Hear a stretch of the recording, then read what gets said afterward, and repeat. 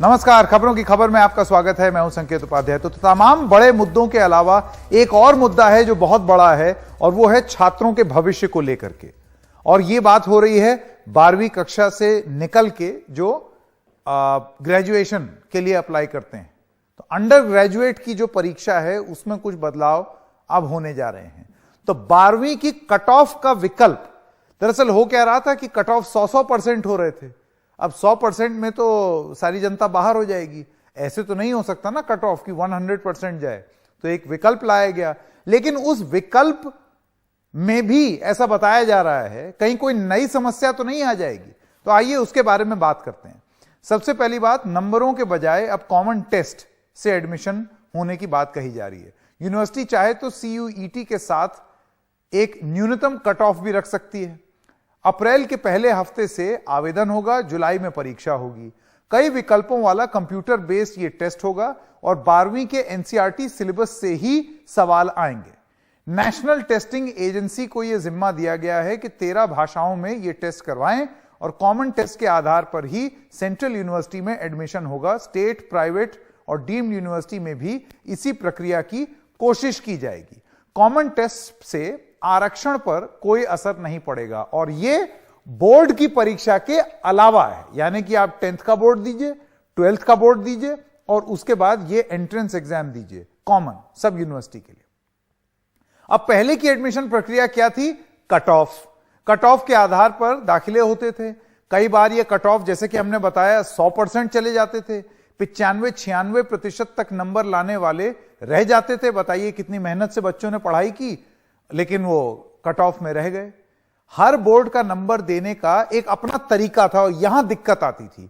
कुछ बोर्ड जो हैं वो इतनी आसानी से मार्किंग कर रहे थे और कुछ जो हैं वो बड़ी टफ मार्किंग करते थे। तो एक समान लेवल प्लेइंग फील्ड कभी नहीं बना। कई बोर्ड में टॉपर के नंबर भी 90% से ज्यादा नहीं आते थे। तो ये जो डिस्पैरिटी थी उसकी वजह से बड़ी दिक्कत हुई। यानी कि अगर आप किसी कड़े मार्किंग वाले बोर्ड में हैं तो आप रह जाएंगे, क्योंकि किसी और ने तो खूब लीनियंट मार्किंग की हुई है। अब 2021 में DU के कुछ कॉलेजों की कट ऑफ 100% चली गई। कौन कौन से हैं? ये है SRCC, अर्थशास्त्र ऑनर्स यानी economic honours, BCom honours. Hindu college में पॉलिटिकल साइंस ऑनर्स, BCom।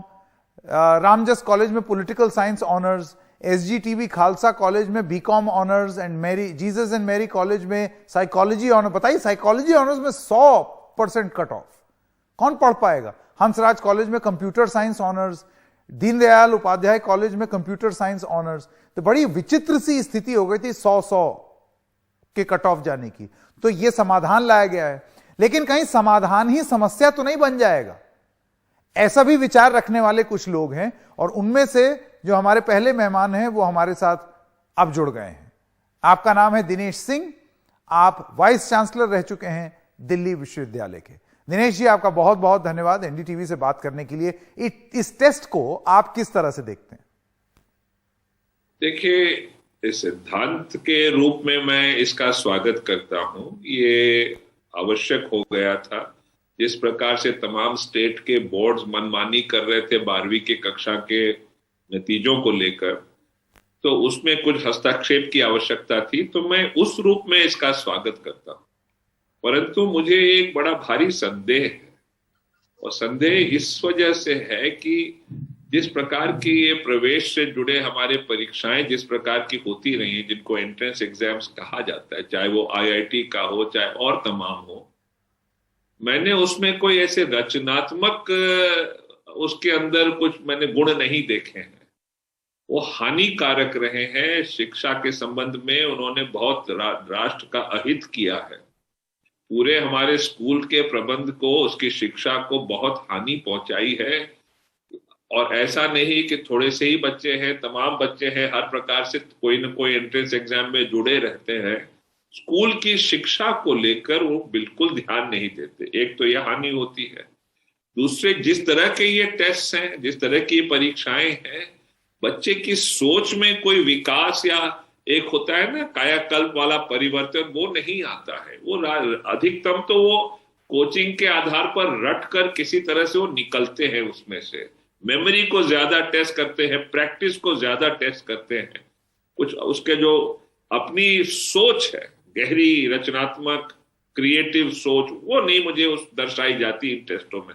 इसका मुझे बहुत भारी खतरा लग रहा है कि यह टेस्ट भी उस मार्ग पे न चला जाए। दिनेश जी, आपने अभी थोड़ी देर पहले बोला कि रचनात्मक सोच को उजागर करने वाले टेस्ट नहीं होते हैं, तो एक आलोचना यह भी हो सकती है कि भाई टेस्ट में रचनात्मक सोच की टेस्टिंग कैसे हो, क्या मापदंड लगाएंगे? मेरा अपना दृढ़ विश्वास है कि एक टेस्ट का स्तर वहीं तक रहता है जितना उसको सेट करने वाला व्यक्ति क्षमता रखता है। तो अगर आप जैसे छंदोग्य उपनिषद में महागुरु गौतम हरिद्रुमत को देखें, उन्होंने किस प्रकार से सत्यकाम का टेस्ट दिया था, और ये एक तरह से ऐतिहासिक कथा है, तो बहुत ही रचनात्मक था, बहुत ही क्रिएटिव, ओरिजिनल था। वो पहचान गए उसकी प्रतिभा उस टेस्ट के माध्यम से। और एक होता है कि वो सत्यकाम से कहते कि अच्छा मैं देखूं कि वेद की कितनी ऋचाएं तुम्हें रटी हुई हैं, वो छठी वाली को जरा दोहरा दो।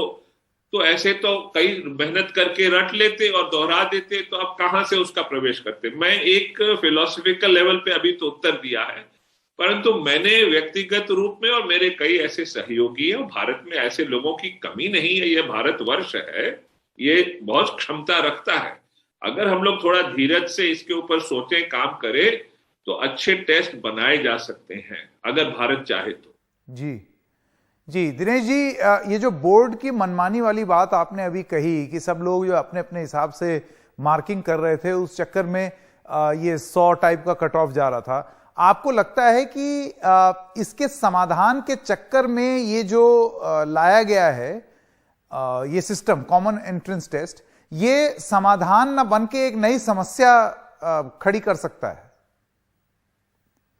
मतलब कितने टेस्ट दे देंगे? फिर वही बात आती है संकेत जी कि अगर हम बिना सोचे करेंगे तो समस्या बढ़ेगी। समस्या बढ़ेगी दूसरे रूप से, भले कट ऑफ की होड़ नहीं लगेगी, जैसे आईआईटी एंट्रेंस की तैयारी की होड़ लगती है कि 12वीं के बच्चे 12वीं की कक्षा में जाना ही बंद कर देते हैं, बल्कि 12वीं क्या वो 11वीं से ही बंद कर देते हैं, वो आईआईटी की तैयारी में लग जाते हैं, स्कूल की शिक्षा की ओर ध्यान नहीं देते, और बच्चों पर इसका मानसिक प्रभाव बहुत ही हानिकारक पड़ता है, मैं जानता हूं।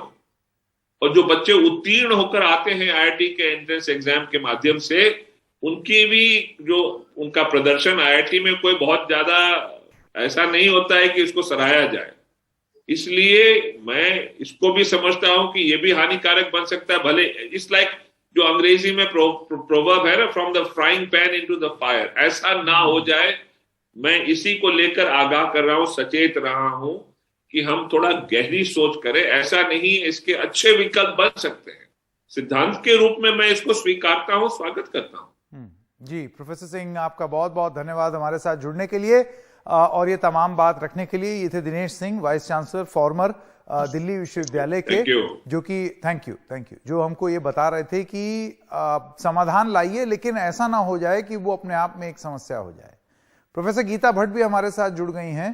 प्रोफेसर भट्ट, दिल्ली यूनिवर्सिटी से आपका ताल्लुक है, आपने सुना दिनेश जी ने क्या कहा।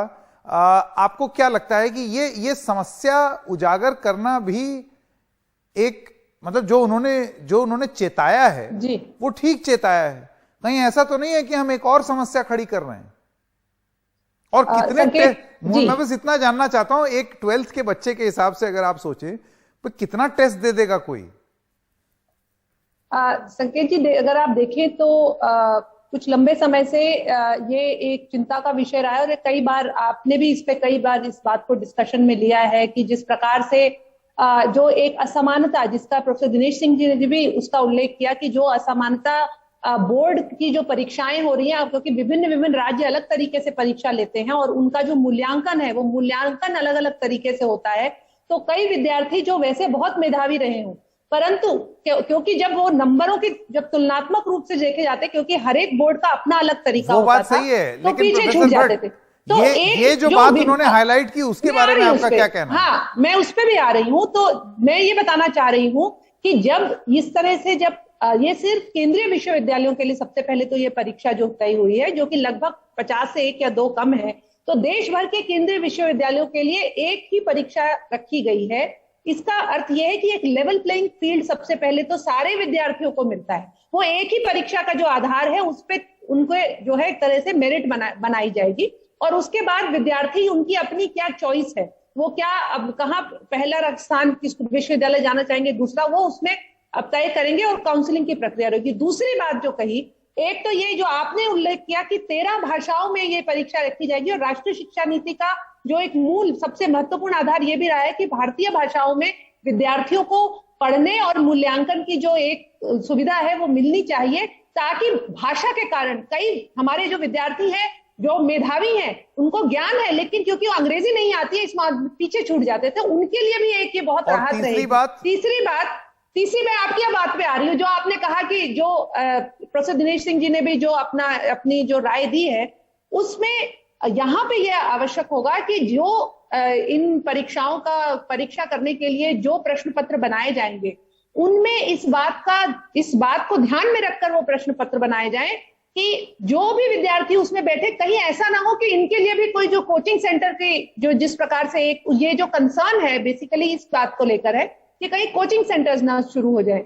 लेकिन मैं मानती हूं कि इसको जिस प्रकार से जो शिक्षा मंत्रालय है और यूनिवर्सिटी ग्रांट कमीशन इसको जिस प्रकार से जितनी गंभीरता से इसको ले रहा है और जिस प्रकार से आगे इसका क्रियान्वयन कर रहा है, ऐसे जो ये विषय है इनको ध्यान में रखकर जो परीक्षा पत्र बनाए जाएंगे वो इस प्रकार बनाए जाएंगे जो कि ये तो कहा ही गया कि एनसीईआरटी की जो पुस्तकें हैं उनके आधार पर बनाए जाएंगे, तो विद्यार्थियों के लिए एक तरह से ताकि उनके अंदर जो उन्होंने पढ़ा है उसी में से वो अपनी परीक्षा देंगे।